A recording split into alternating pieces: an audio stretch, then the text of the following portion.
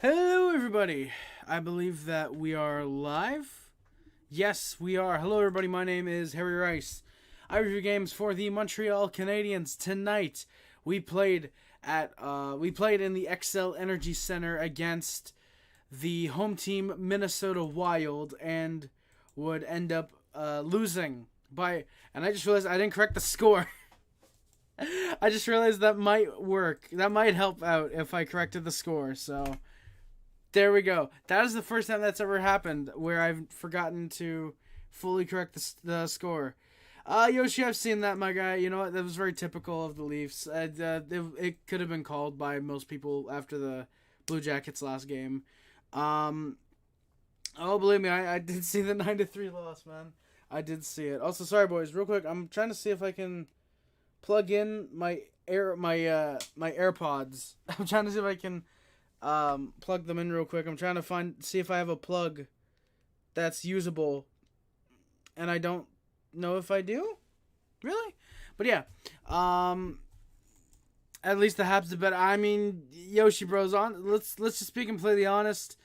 We should have won this game. I will fully say that. I'm fully confident that the referees were not as god awful as they were tonight. We would have won this game, and very often.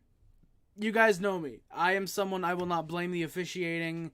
I will say, oh, missed call. I'll point out stuff like that. But I will never flat out blame the officials for a loss. Very rarely will I actually do so. But tonight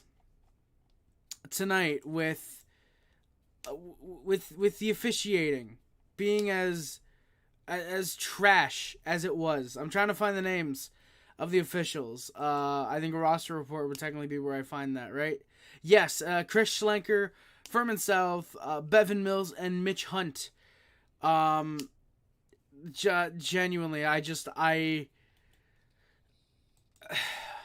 can't get over how terrible the refereeing was tonight. Harry, not Mary, quite contrary rice. Bob, how's it going, my good sir? Thank you for coming by. Thank you very much for entertaining us all. By the way, boys, I apologize. I'm playing some Supercard very quickly. I just needed to fill my King of the Ring game. And now I can stop for now. I'm going to keep it open, though, because I will play it. Good to see you, too, Bob. How's Slaf been? At least he got a goal tonight. Salty Wings, yes, Slaf has been very, very good. Also, by the way, hello. I did see your hey message. He's been very good since he's been put on the top line. He's been very solid. I've actually really liked how Slaf's game has improved. Yeah, it's very tough to get over. Oh, Yoshi, I get that. Believe me, my guy. If the Canadiens went out tomorrow and they lose 9-1 against the fucking Blackhawks, I'm raging. That's as easy as it is. That's all I need to say is I would rage easily if the Canadiens went out and lost 9-3. And the funny thing is, there's a decent chance we will be streaming tomorrow, even though my mom's gonna be home. I still might try and stream. I don't know. We'll see. But yeah, if we lose 9-3, for example, again, just oh god.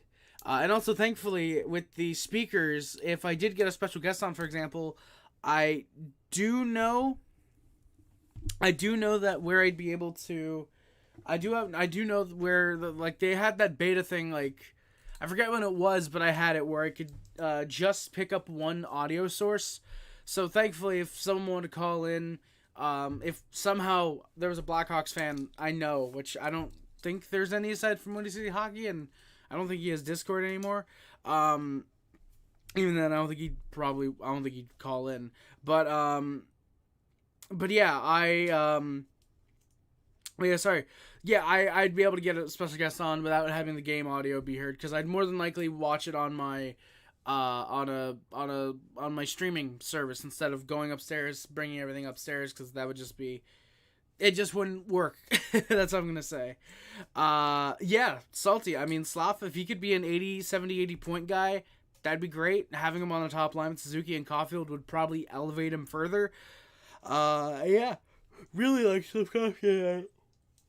Had probably one of the best games for the Canadiens tonight. He probably had one of the best performances of the night for a Canadian, I should say. Phrase it a little bit better. Are you on the same page as me if the Habs lose 9-1? Dude, Yoshi Bros, you don't think I know what it's like to lose fucking 10-1, dude. I was around when the Canadiens lost 10-1 to the goddamn Jackets 6 years ago, dude. That was fucking painful, dude. I was around for when we lost to the Blue Jackets, and that basically cost us a potential playoff run in, I think it was 2018 or 2019. Yeah, I know pain, I know pain, my guy. You're a Leafs fan. It's completely different. Leafs fans should expect it at this point. Hey, Harry Clifford, how's it going, man? Due to Vegas losing in regulation, hell yeah, let's go. And us losing in OT, we are now first in the NHL. Holy shit, Canucks. You know, maybe if we're going off 2012, maybe they should pull back a little bit. Yeah, just a little bit. The Slav project might take another year or two. Oh, Bob, it's probably going to take 4 years before we see his full potential. But I do think in the next year or two, we're going to see a really good player. I think this year, because he has, I think, 11 points this year. He probably hits 30, probably hits a hot streak. Well, actually, I don't know. Because there's like 50 games left. I think it's safe to say he could be half a point per game. So he could end up with maybe 35, 40 points. I think if he gets hot, he could end up half a point per game. I think next year we'll see a 50, 60 point guy. The year after, probably 60.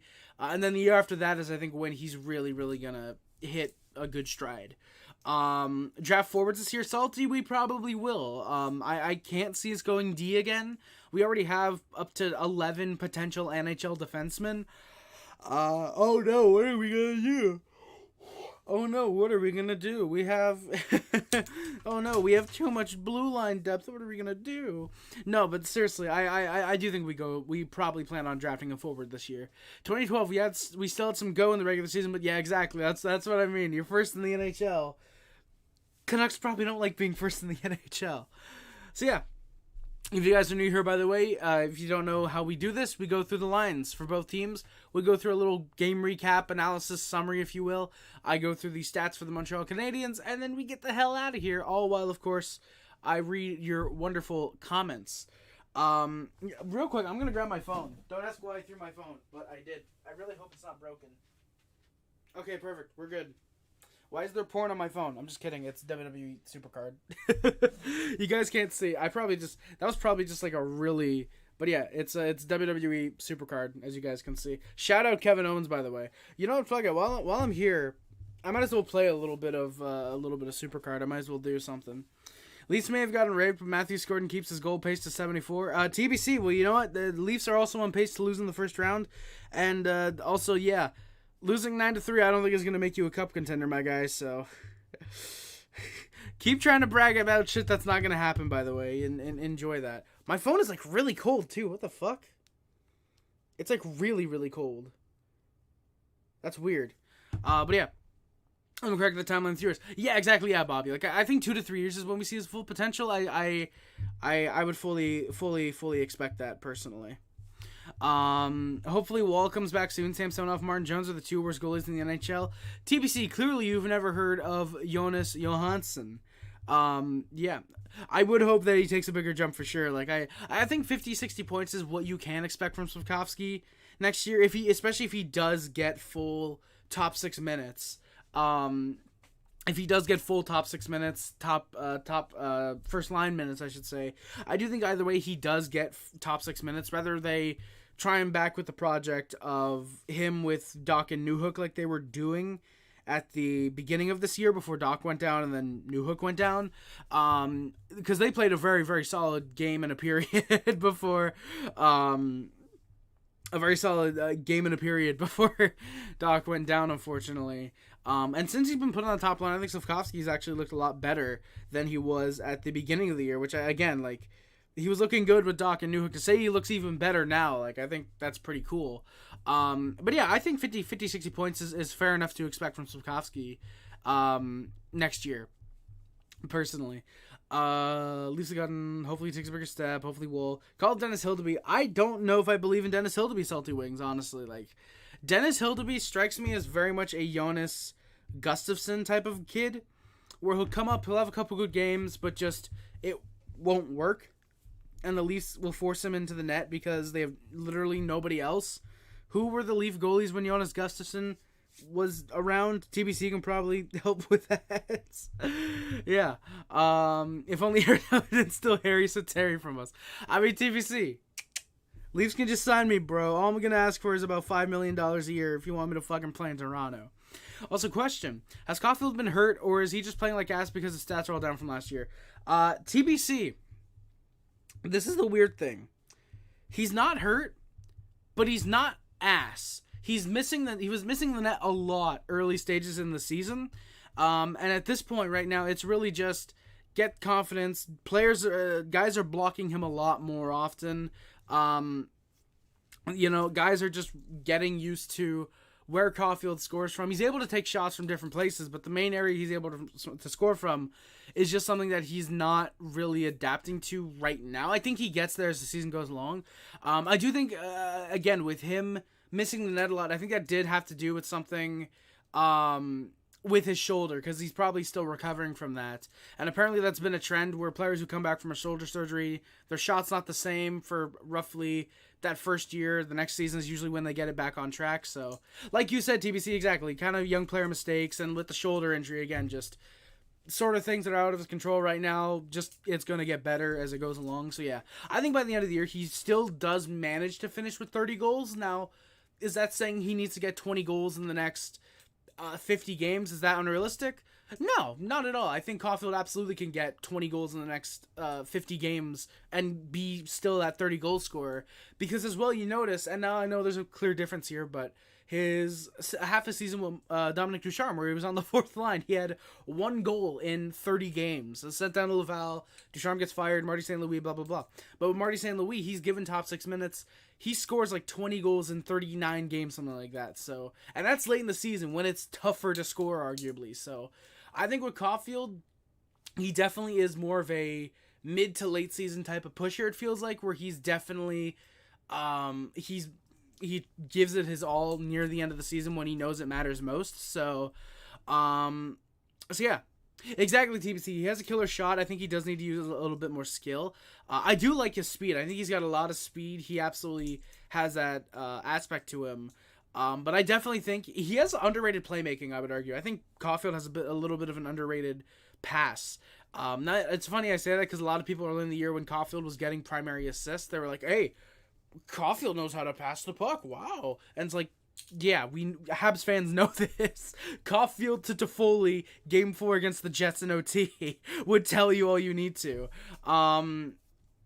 Again, so for me, I've noticed in general all young goal scorers take a bit to start using the actual skill.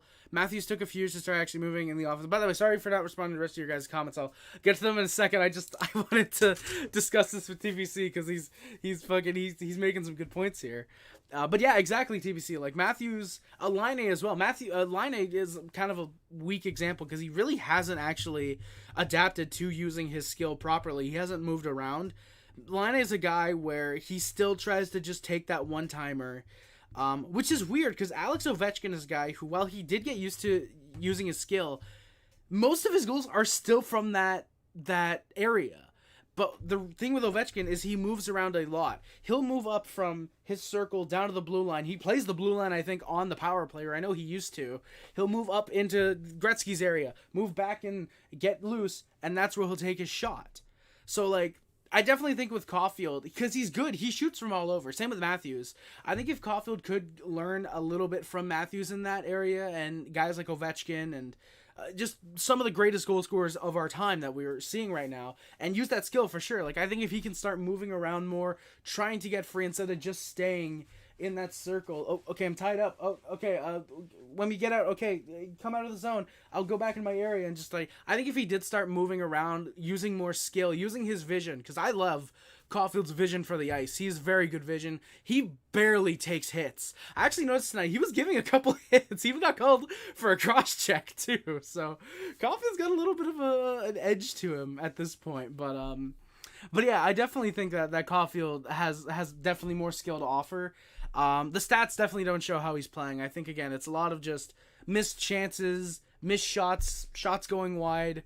And yeah, again, so yeah, again, not necessarily him being hurt. I do think he is still suffering a little bit from the shoulder injury, but he's definitely not playing like ass. He's very solid. Are there any age or contract or other factors that determine whether a player can be sent down or put on waivers? Bob, yes. There's a lot of factors. Firstly, of course, age, I think, is a little bit of a factor.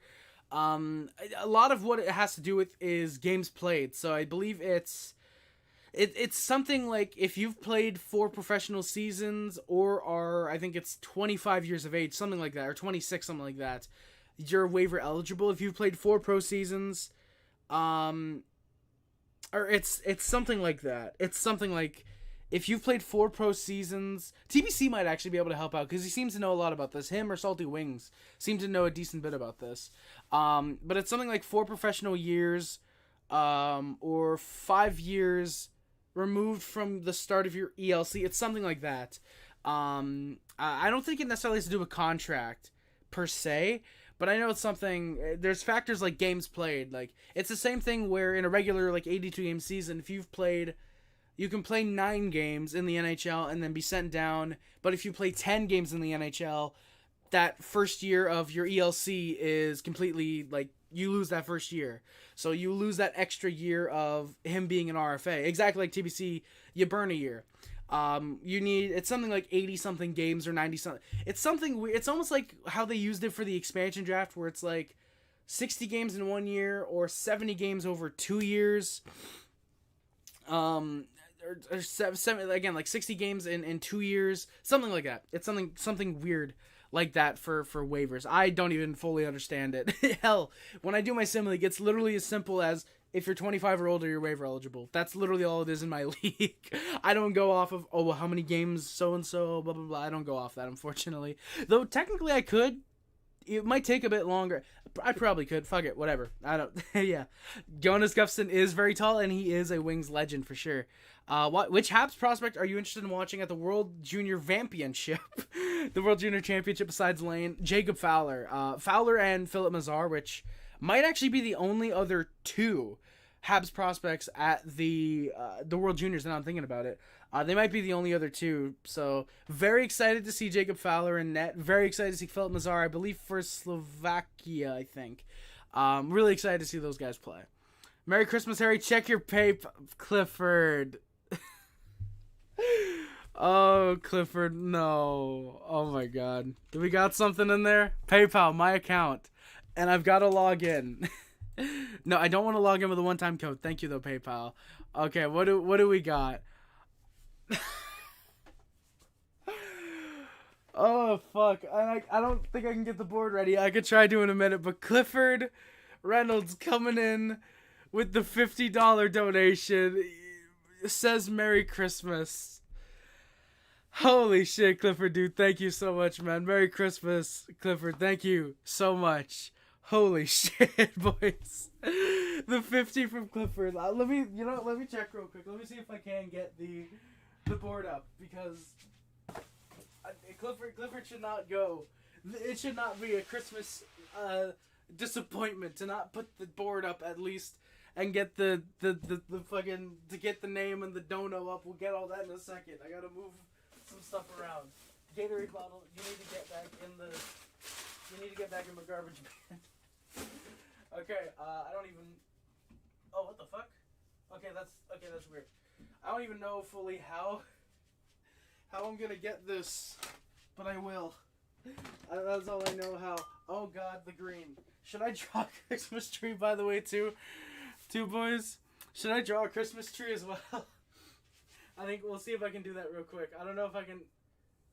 Never mind, I can't, because my marker is dead. I don't know how.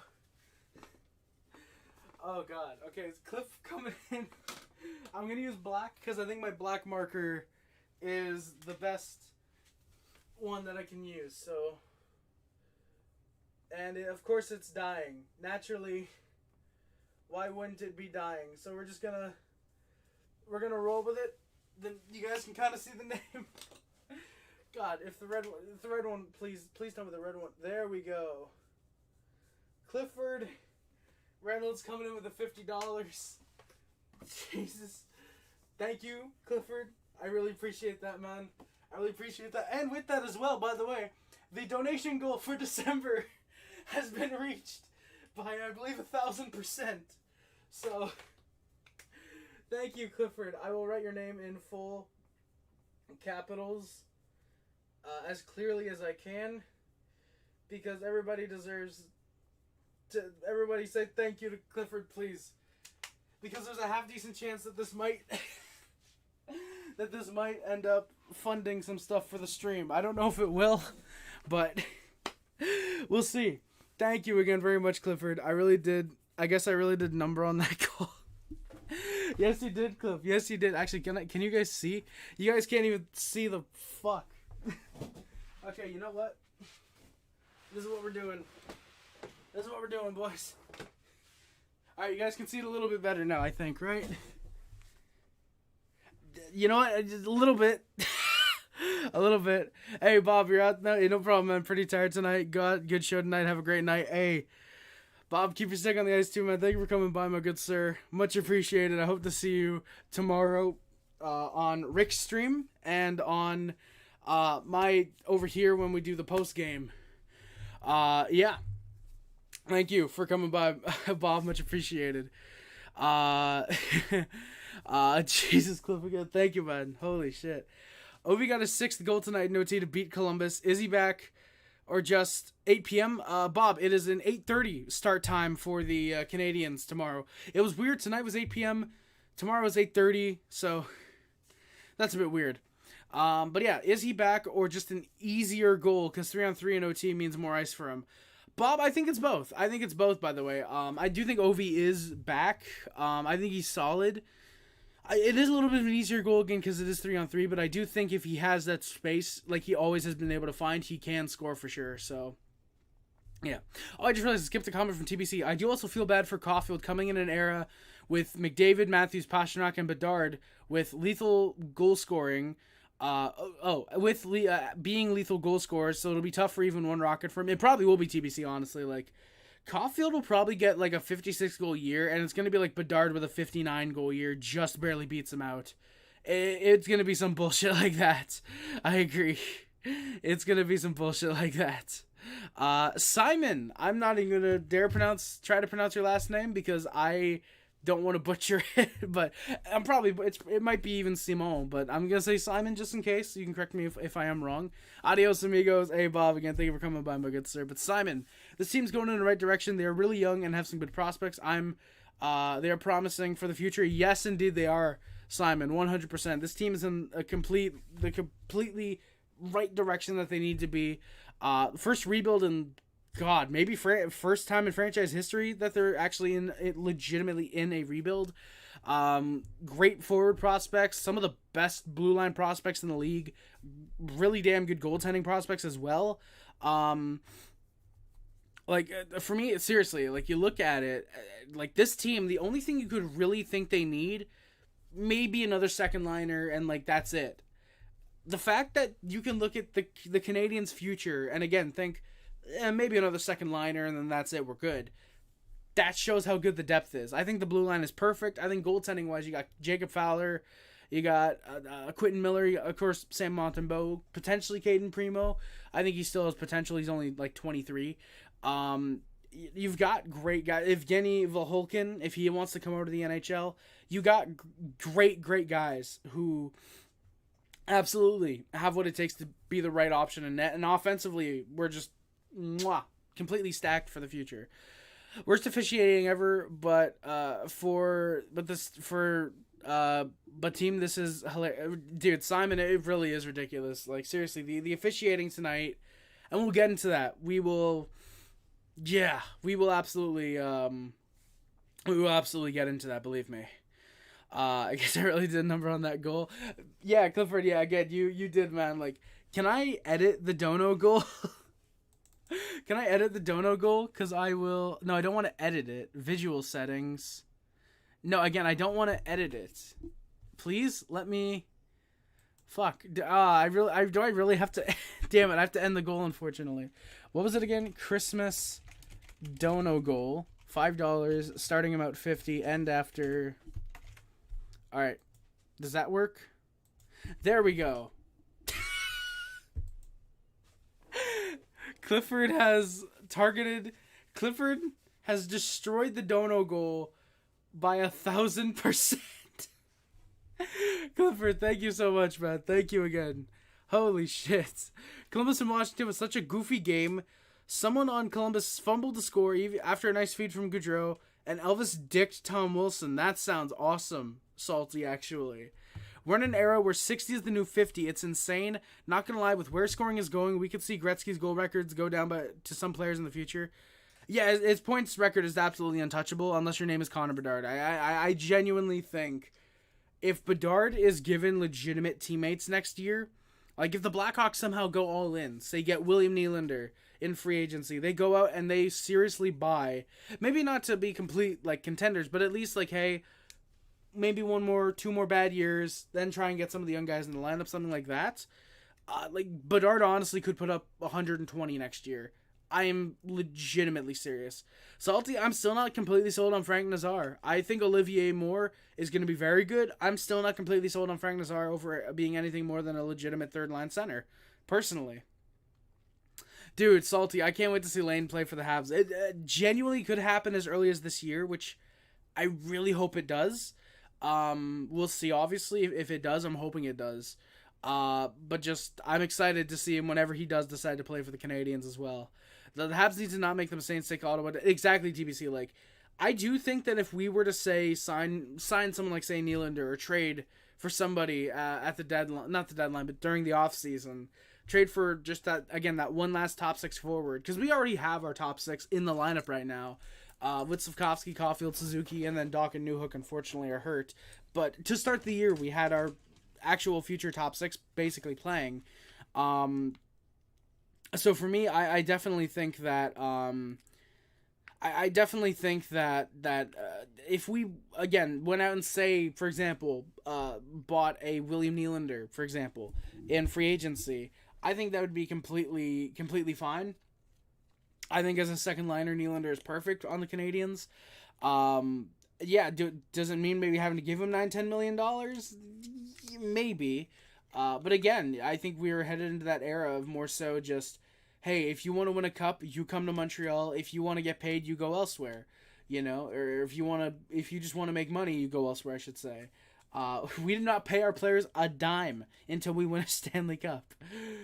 Maybe that would motivate them a little more. Maybe I don't know, but yeah, I can't wait to see Lane play either. And yeah, we definitely shouldn't make the same mistake that Ottawa did and buy in way too early. Like the Senators needed at least another 3 years of a rebuild at least. So yeah, I like Gooley's defense too. Salty Wings. I think he has really solid defense. I think his offense is pretty underrated. I think he has potential to be a legit 40-50 point scorer in the NHL. Josh Anderson revenge arc began tonight. Yes, it did, Odelski. Yes, it did. Gooley and Lane could cook. I'm pretty sure we're building up to Lane and Reinbacher, which I'm completely fine with, but I think Gooley and Lane could actually work, though, as well. Gooley with the defense, Lane's got the offense. Like, that could be a good combination. 1 point at least. That is true, NZA. We did get at least a point. However, that's way less than I wanted tonight. That is one less than I wanted to get tonight. Unfortunately, we did not get that second point. All right, I think it's time we get into the goddamn game. We're already almost half an hour into the stream. We have a $50 dono later. Jesus, I don't even know what I'm going to buy. I don't know. Maybe what I'll do... Maybe what I'll do is I'll wait until the Christmas Eve stream, and I'll be a dumbass and buy the... And I'll buy the... No, not campaign. I'll buy the premium pass for WWE Supercard. That is $40.99. No, I'm not gonna do that. I'm not gonna be that stupid. Legitimately though, I have no clue what I'm gonna fucking buy yet. No clue. But yeah. Alright. The opening lines, sorry, for the Canadiens, the opening lines were, I thought you were gonna buy the other Dude, Odelski, I mean, technically I could. I theoretically could buy the other premium. I technically could. I don't think I should. Okay, Frank Ocean Nazar is struggling a little bit this season, but I think he's got good enough tools to be a solid... Oh yeah, Salty Wings. Yeah, like I still think like a good third line player, maybe bottom tier second line type of center, but I definitely think a third liner is perfectly fit for his talents. I think a very good third line guy, probably PK is what I kind of envision. I don't know if he's got the defense to play on the PK, but I hear Frank Nazar, I think, oh, very good penalty killer. So yeah, I think he'll be a decent middle six guy. I can agree with you on that. But again, the open lines for the Canadiens were Caulfield, Suzuki, Slafkovsky, Monahan, Evans, Anderson, Armia, Dvorak, Gallagher, and Heineman, Stevens, Ullinen. Matheson, Savard, Gouli, Barron, and Struble, Kovacevic were on the blue line. Sam Montembeault gets started net for the Canadiens, and Jake Allen backs him up with Caden Primo apparently starting tomorrow against the Blackhawks. I don't know if that was fully confirmed or just heavily speculated, but I believe there was a source. I listened to the Start of Talking Habs podcast, not podcast, his game watch session thing tonight. I can't find the right words for it, but I found the I started watching that, and he mentioned that apparently it was confirmed Caden Primo gets the start tonight, so that'd be cool. Salty dude, if Chicago does get Macklin Celebrini, Bedard's probably putting up 140 in 2 years, like, legitimately. Like, there is no doubt in my mind already, Bedard is the better Connor in the NHL. It is easily Bedard over McRegular season, 100% already to me. The open lines for the Wild were Kaprizov, Eriksson, Boldy, Foligno, Rossi, Lucchini, Johansson, Goudreau, Maroon, and Duhaime, Duor, and Vinny Lettera. Vinny Letteri, didn't even have any clue he was back in the NHL. I thought he last played in 2021. I'm done. I'm done with PayPal. Thank you, PayPal, for giving me that notification. But yeah, Vinny Lettera, he actually did play last year. He played a game, and then he played the year before with the Anaheim Ducks. So yeah, shout out Vinny Lettera. Actually, it might be Yuri Lettera. Actually, yeah, it's Yuri Lettera that I was thinking of, actually. The Flyers legend. That's who I was thinking he was, being in the lineup tonight. So, never mind. Fuck Vinny Lettera. No, legitimately, though. I'm fine. I got no beef with him, really. Middleton, Faber, Goligoski, Bogosian, and Merrill Murmis were on the blue line. I think Macklin is a Shane Wright with more offensive potential. He's almost a complete player. Really salty. That would be very interesting then. If the Canadiens grabbed somehow tanked this season, I doubt it's going to happen at this point. But if we somehow completely fell apart and ended up getting Macklin Celebrini, genuinely wouldn't mind that. Seriously, like, I would not mind that in the slightest. Like, Macklin Celebrini sounds like a damn good second liner for the Canadiens. Like, if you have a first line of, like, Suzuki, Caulfield, and Slafkovsky, and then a second line of Newhook, Celebrini, and Doc, like, that's damn good right there. That is probably the best top six in the National Hockey League going forward, legitimately. Yeah, Philip Gustafsson gets to start net for the Wild.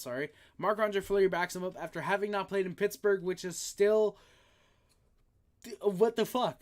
I genuinely don't have any clue why he didn't play in Pittsburgh. This account is being used by another device. Okay, I guess I'm closing Supercard then. All right. Sorry. That hurt. Before the game, the first half of a back-to-back. Both are semi-late starts, again, 8 p.m. tonight, 8:30 tomorrow. Emil Heineman makes his NHL debut. He's in the lineup for Michael Pezzetta. The Wild press in the opening minute. Not many shots, but they get a good press.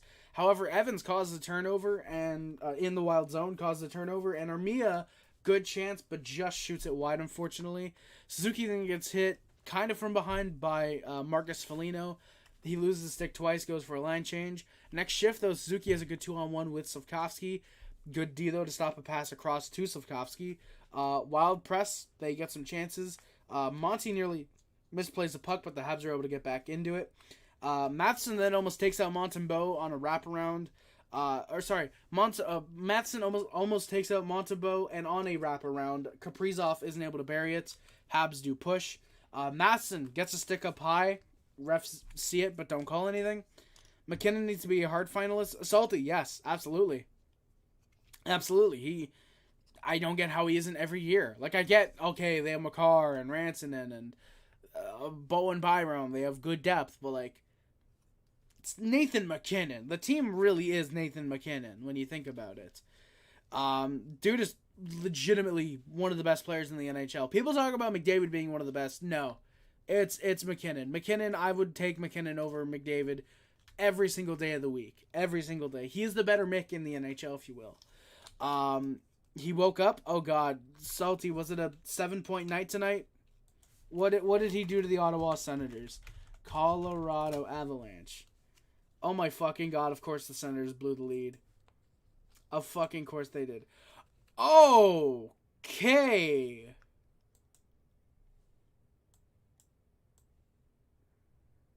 I just saw what he did tonight. Nathan McKinnon can have my children. 4 goals, 5 points. Jesus.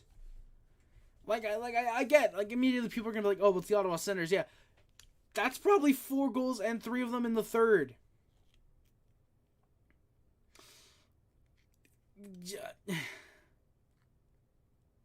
What the fuck? There's no way that was the first 4-goal game in fucking Colorado Avalanche history. There's no way. I don't believe that. I don't believe that whatsoever. Yeah.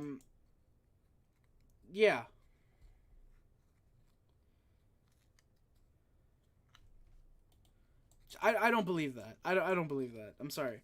Sorry, boys. Yeah, I'm just quiet. I couldn't believe that happened tonight. Okay. Fucking hell. Let's go. I'm wet, salty. Me too. But wild pressure on the Canadiens. There's a couple chances. Barron has some good D to stop 2 chances there. Habs then were hemmed in their own zone for a couple shifts. They had a couple in the Wild zone, but just no shots. As the shots, speaking of, were 5-2 for the Wild with 7 left in the first. Then we get a bit of a scrum. Montembeault gets sort of involved. Montembeault covers the puck. Boldy takes a poke after the whistle. Savard comes in, gives him a shove. Boldy dives, and naturally the Habs go to the PK. Why wouldn't they? Savard's called for a roughing, and the Wild score. As a result, Matthew Boldy, who draws the penalty, makes it a 1-0 Wild lead, giving them the lead. It's a cross-crease chance. There's not much of a chance for Montembeault to make that save. Habs are 0-for-1 on the PK tonight. Wild get another good look. Looked to be offside. Oh, sorry. Montembeault makes a great save on a bit of a weird bouncer. It was near the goal line. He makes that save. Then the Wild make it 2-0. They end up leaving the zone, come back in, and another play that also looked offside. Marco Rossi has a good wrister that puts it just behind Sam Montembeault and in the nets. Coach's challenge, though, for offside, it looks like it might have been. It's tough to tell because the play, the plane, it doesn't, Kaprizov's foot doesn't break the plane. It doesn't break the blue line. But at the same time, it almost looks like it sort of does. He's not in control of the puck. I don't know. Weird to say. It's called a good goal, though, on the ice. The Wild go to the power play due to the delay of game for a failed challenge. Couple chances. There's nothing huge. I do think that the NHL should consider switching up that power play rule. I do think that it should be, if the play is looked at and it's determined a good goal, but there was a legitimate, okay, it was actually close. It could have been offside. I don't think there should be a penalty. I think if it's egregiously almost okay, yeah, no, that kind of is, yeah, no, that's clearly not offside. He's in by a good 3 feet, for example, something like that. Then I think maybe you give the penalty, or if it's a goalie interference call, for example, where it's his own man shoves him in easily. Yeah, call that a goal. And the penalty, I think there could be something there. I think the NHL should consider switching that up a little bit. But again, the Habs are able to clear it. We're 1-for-2 in the PK tonight. We didn't get affected by that power play or that penalty kill. So, yeah, I just do find it weird that's okay, we challenged for something that legitimately could have been offside, and we still got a penalty out of it. I know that was created because coaches were abusing the coaches' challenge to give their guys an additional rest, and get them rested up again. But there's still that very rarely happens, and it happens way less now, especially because of the penalties. So for me, just meh. The final few minutes, Wild just worked over the Canadiens. It was 20 minutes of basically Wild domination. The shots after 20 are 13-3 for the Minnesota Wild, and they have a 2-0 lead after 20 minutes of play as well. Canadiens get an early push. Couple looks for the Wild as the shots were actually 1-0 for the Canadiens 4 minutes in. That's right. Slafkovsky then gets in on a break. He's hooked. There's no penalty because of course not. Slaf is in total disbelief. Wild gets some Habs get some chances, a couple good looks. Top line tried to press, and the Habs go to the power play. Gouli is tripped by Vinny Laterra. Bit of a dangerous trip there. Gets tripped up and almost into the boards. Looked like he was able to brace himself a little bit. Habs just can't do much on the power play. Habs are 0 for 1, and we score. Seconds after the power play expires, the Canadiens score. David Savard buries it home. If fucking props to $2 to whoever guessed David Savard was getting the first goal of the game tonight. Yeah, very solid chance there. What the fuck? That was weird. From Caulfield and Suzuki. Caulfield had a chance at a wide open net on a wrap. Wasn't able to get to it. Savard finds it and it comes up. Nice wrister. And he puts it home. It's 2-1 just like that. And then the Wild go to the power play because Anderson decides to interfere with Dakota Mermis. Josh Anderson is elite. I see. And also Delsky. By the way, yes, Josh Anderson Revenge Arc does begin tonight for me. It believe me, it does. And then we've got a fight. So while the Canadiens are on the penalty kill, Kirill Kaprizov takes a hit from Caden Gouli. Marco Rossi doesn't like that. And Gouli says, fuck you, bud, and just feeds him with rights. Dominates Marco Rossi. Gouli, I'm pretty sure that's his first career fight in the NHL, so you know what? Props to him on that. And with that, by the way, I don't have I do have a hat around. That is the Gordie Howe hat trick for Marco Rossi. So, props to him on that. Congrats, Marco Rossi, on the only hat trick you'll ever probably get in the NHL. Yeah, so the Habs are 2 for 3 on the PK because we've got 4-on-4 into the Habs power play. Both men get called for 5 for fighting. Rossi actually gets an additional 2 for instigating, I believe it was, and a 10-minute misconduct. So in total, please tell me I can actually get the... Fuck, I don't think I can, actually. That is the video details. I did not want to get that up. Sorry, guys. I'm trying to find the thing for the game that I have open right now. Or not the thing that I have for the game open, but you guys know what I'm trying to find... Okay, apparently I can't right now. Yeah, sorry, I'm trying to find what the actual... No, I don't want to go to YouTube. Thank you very much. Montreal Canadiens. Fuck it, why not? Let's just... that might actually be a good... It might actually be better to look on NHL.com. Montreal... Oh, wait, was that it? Minnesota Wild, right there, baby. Oh, by the way, happy midnight, boys. We are officially 24 hours away from Festivus. So yeah, so Marco Rossi gets called, obviously, the 5 for fighting, the instigating penalty, and the misconduct. So we get 17 minutes of penalties there. However, the Canadiens are only on the power play for 2 minutes. Marco Rossi, for some reason, by the way, got the first star of the game. I have no clue why, but he did. So again, 4-on-4 into a brief Canadiens power play, which doesn't look good. Habs have a little bit of pressure, but there's no shots on net, so we are 0 for 2 on the power play. Canadiens try to set up. However, the Wild go to the power play. Gallagher's called for a trip. Could have maybe seen how that could have been a call, but I think it was more a little bit of an iffy one there. So yeah, Monty ends up facing his first shots in about 13 minutes. With probably about 9 minutes to play, he faces his first shots, I should say. Good chances as Monty makes some good stops. There's one up high from Kaprizov. Good stop there. Habs are 3 for 4 on the PK tonight. And then I actually don't know what happens here because it looks like Gallagher delivers a hit on Bogosian. They drop the gloves. Bogosian easily drops Brendan Gallagher with some punches. And the Habs are on the power play, so I don't know what happened there. I actually do have to consult my notes as well. So, actually, never mind. Sorry. It was not a fight for fighting. They did not get called for fighting. Bogosian gets called, actually, double minor for roughing. Is what he gets, actually. Which is very surprising that the Canadiens don't actually get...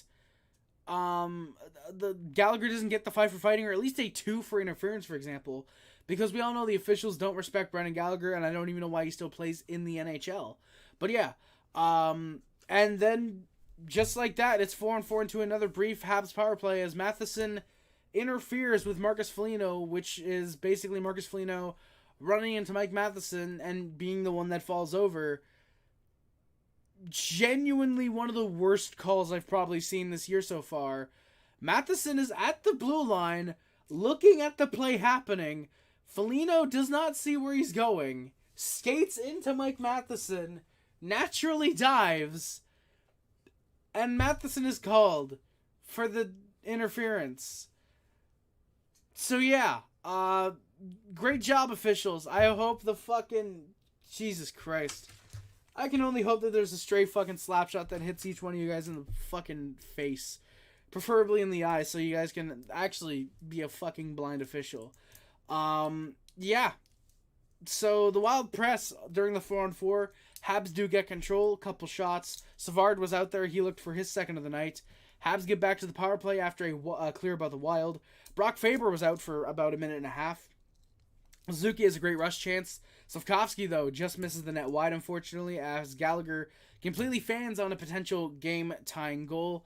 Habs then pressure. Suzuki gets in front. There's a good chance, but he just can't finish a play to put it home. So the Habs are 0 for 3 on the power play tonight, and then they go right back because Marcus Foligno decides to be a piece of shit and hits Justin Barron from behind. Naturally, it's 2 minutes for boarding instead of a 5-minute major, because why would it even bother being a 5-minute major? Yeah, why should the Habs ever get sustained pressure? This is called, by the way, with exactly 30 seconds left in the period, so the refs just do not like the Canadiens getting any amount of pressure. Wild are able to clear it at first. There's a couple looks, but in the dying seconds, Suzuki gets a wrister on net. There's a pad stop by Gustafsson, with a minute 30 of power play time to start the third for the Canadiens, as these shots are 18-14 for the Canadiens. A 2-1 Wild lead, though, after 40 minutes of play. And the Canadiens score in the opening minute. Nick Suzuki ties the game on the doorsteps of Slafkovsky and Matheson with the assists on the power play goal. We are 1 for 4 on said power play now. Habs then try to press. Wild gets some rush chances. Monty, good quick saves. Solid defense by everyone all around to really stop many Wild shots at this point. We kind of knew we give up one more and we're probably done at this stage. Habs get some looks. Anderson's line out didn't have much excitement. Habs top line got some more chances. Anderson gets tangled up with Maroon after a rush. Surprisingly, no penalty on Josh Anderson for interference there. Habs then get pressure, but the Wild go to a power play after a missed offside. Armia's called for a holding where his stick gets held, and naturally he's the one that goes to the box. And then it doesn't take long because the Wild score. Brock Faber, his second of the night. Sorry, not second of the night, second of the year, I should say. Surprised with how fairly solid his shot is. Doesn't have 4 or 5 or 6 this year, surprisingly. Then again, it's only 30 games in. That's on pace for like 20 goals. Still, surprised he doesn't have a couple more goals. He has a fairly solid shot. Good slapper as Montembeault was screened in front. Habs are now 3 for 5 on the PK tonight. Just a reminder, the Canadiens are 1 for 4. The Wild are 2 for 5. Don't get used to the power plays being this even. Habs get a couple looks. The top line, that's Suzuki, Caulfield, and Slafkovsky line, was the only one that was very noticeably getting any offense. Seriously, it's this team losing Doc and Newhook and fucking Harvey Pinard's been out forever, it feels like. These guys being out for as long as they have been has hurt the Canadiens' depth. I'm really, really realizing it. It seems like the past 4 or 5 games, aside from Anderson's like 3 goals in his last 3 games now technically. But really, it's just been that top line generating a lot of our offense, really. And if we're lucky to get any chances on the power play with any other guys out there, it's because they have Suzuki, Caulfield, or Slafkovsky involved. Like, I love Monahan, but he's just not been there the past handful of games. He's just not been looking good really all that much, unfortunately. Wild then press again, a couple near breaks. Armia nearly finds himself on the breakaway, but just can't get there. Habs, another look, but Struble breaks his stick trying to get a pass from Gallagher. How am I going to find a way to blame it on Gallagher? Should have passed it later. I don't know. That's just that's a very unlucky play on both ends, unfortunately. But the Wild do pressure afterwards. Kaprizov isn't able to find the net. Rossi's then found all alone in front. He roofs the puck, though. Definitely worthy of the first star of the game. Armia then gets no call for tripping, surprisingly. Fans wanted a penalty, but the right call is made, that being a whistle after Montembeault gloves the puck down. Wild have a late press. They look for the game winner. They did not want to give Montreal a point. And with 3 minutes left, did I even talk about the game-tying goal? What the fuck? Did I not even talk about the game-tying goal? What the fuck? Oh my god, I'm sorry. Oh my god, I really didn't. Sorry. But the Canadiens end up scoring, actually, after the pressure in front by the Wild. Juraj Slafkovsky ends up scoring from David Savard and Mike Matheson. He ends up deflecting a Wild shot that goes off of Jacob Middleton in front. That ties the game with just about 4 minutes left. And then that's when the Wild pressed late, looking for the game winner, I should say. I just realized that I didn't talk about the game-tying goal. I'm very sorry. Very rare that I actually missed something that important as a fucking goal and don't put it in my notes. I apologize for that, boyos. But, Slafkovsky ends up tying the game up.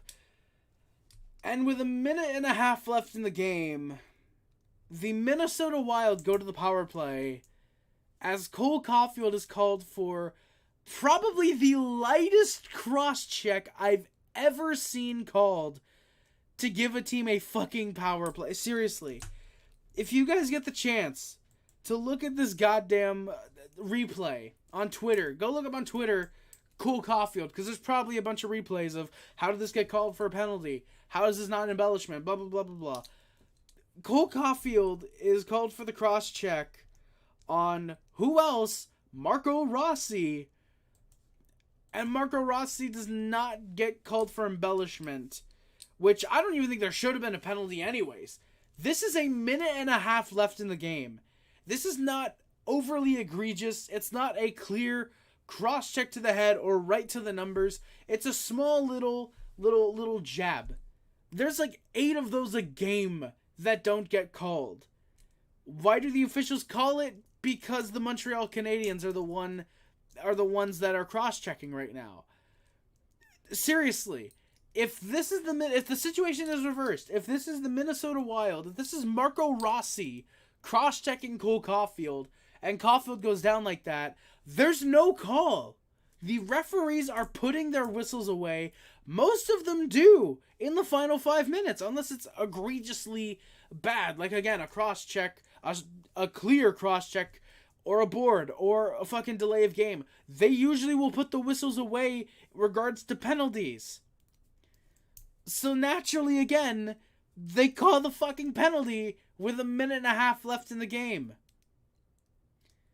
The Canadiens go to the PK. Habs are able to clear it first. There's actually a good steal by Suzuki from Gustafsson. Just doesn't have enough time and space to put it in the empty net, unfortunately. Wild then ice the puck with 18 seconds left. For like a split second, I thought, do we be ballsy enough and maybe pull the goalie, try and go 5-on-5? But thankfully we don't, because the Wild get the puck. They come racing down. Couple chances. Damn good shot blocks by David Savard. Montembeault loses his stick, making a stop. That's when Savard has the shot blocks. I'm pretty sure it was Savard. And so we are tied 3-3 into the overtime. Final shots of the regulation, 23-22 for the Canadiens. So yeah, not a lot of shots in that third period. It was a very boring game. a very Minnesota, very New York Islanders style of hockey. Very boring, very, you're lucky if you can get 20 shots, and both teams actually did, surprisingly. Wild start on the power play. They could not get much, unfortunately. There's a good turnover by the Habs that leads to a clear. Well, I guess good cause of a turnover by the Canadiens, I should say. So we are 4 for 6 on the penalty kill tonight.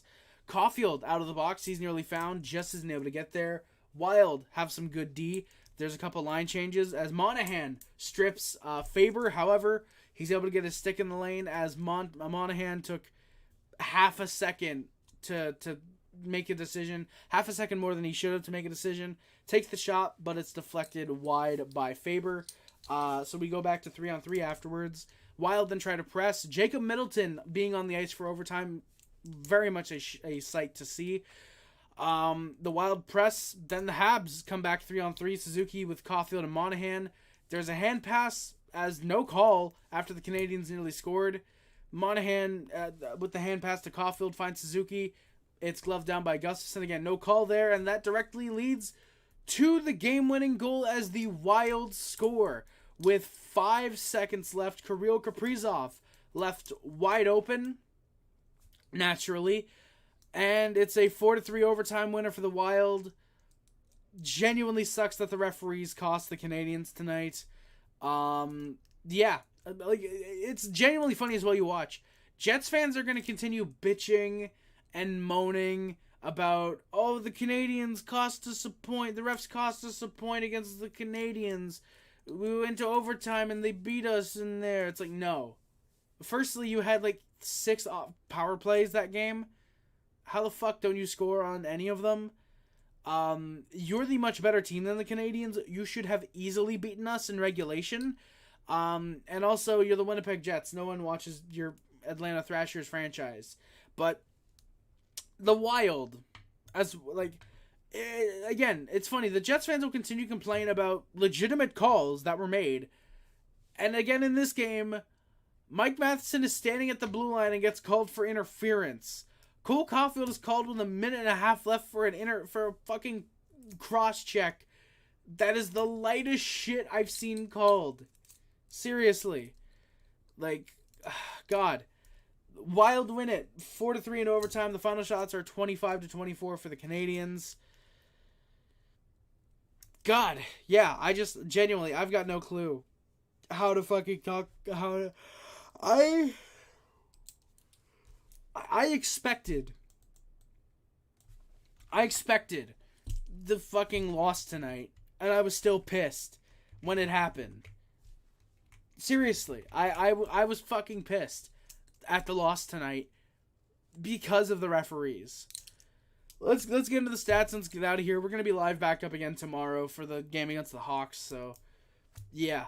Nick Suzuki leads the Montreal Canadiens with 9 goals, 19 assists, 28 points.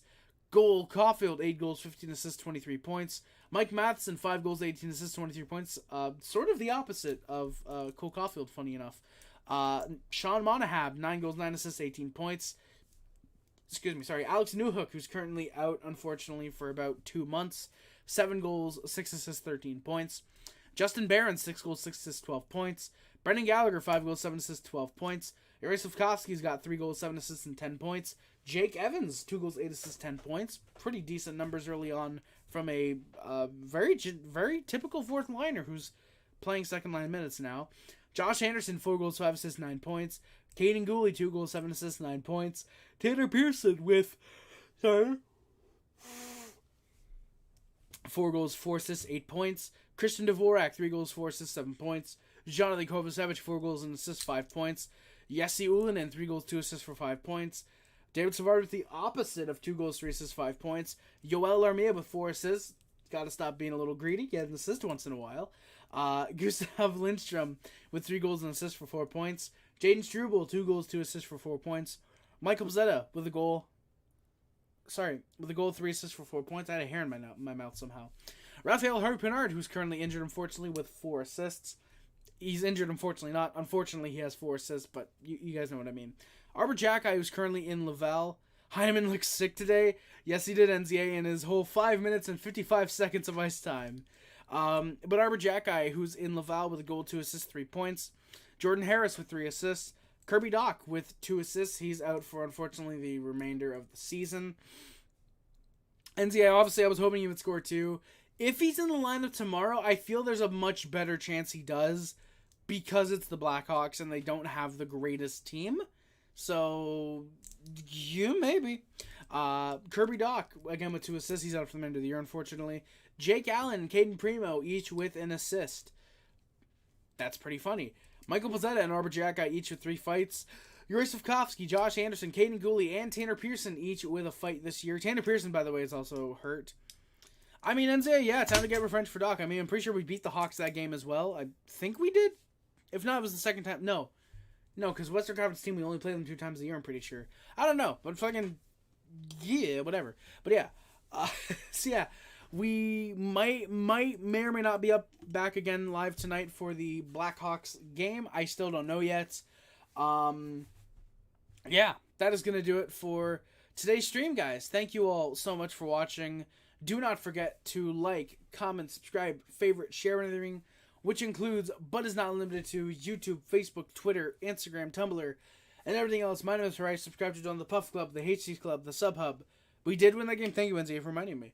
Oh yeah, because we lost the first game against the Leafs, and then that was the second game where we won that one. Yeah, I remember that. Thank you for that now. Yeah, peace out, NZA. Thank you for coming by, my good sir. Hope to see you tomorrow if we go live for the game. If not, for the post game, hope to see you live. Regardless, or not see you live, see you here when we go. You know what I mean. Whenever we go live, hope to see you here. I'm gonna keep making hand motions so you guys stop thinking about what I'm saying. But no, again, thank you guys so much for watching. Do not forget to like, comment, subscribe, favorite, share on everything, which includes but not limited to YouTube, Facebook, X, Tumblr, and everything else. My name is Fresh. Subscribe to the Puff Club, the HC Club, the Sub Hub, D Nation. If you are a member of the Mod Squad, leave one of our comments and streams, and your videos is much greatly appreciated. Thank you guys again so much for watching. I don't Montreal. I always remember, no matter how bad we were last year, how fairly decent we are like this year. Go Habs, go baby. Thank you guys again so much for watching. My name is Juraj, and I am out. Love you guys. See you guys. Bye guys. Love you guys. See you guys. Bye guys. Love you guys. See you guys. Bye guys. Love you guys. See you guys. Bye guys. Bye. Alright, we're going to be live again, back again for the Blackhawks tomorrow. Again, I don't know if we are going live. We are going to be on Rick's stream, potentially. If he remembers to send me the link, we are going to be live on Talking Habs. Well, not we are going to be, but like I'll be visiting the Talking Habs 5-year anniversary tomorrow. Boys, check that shit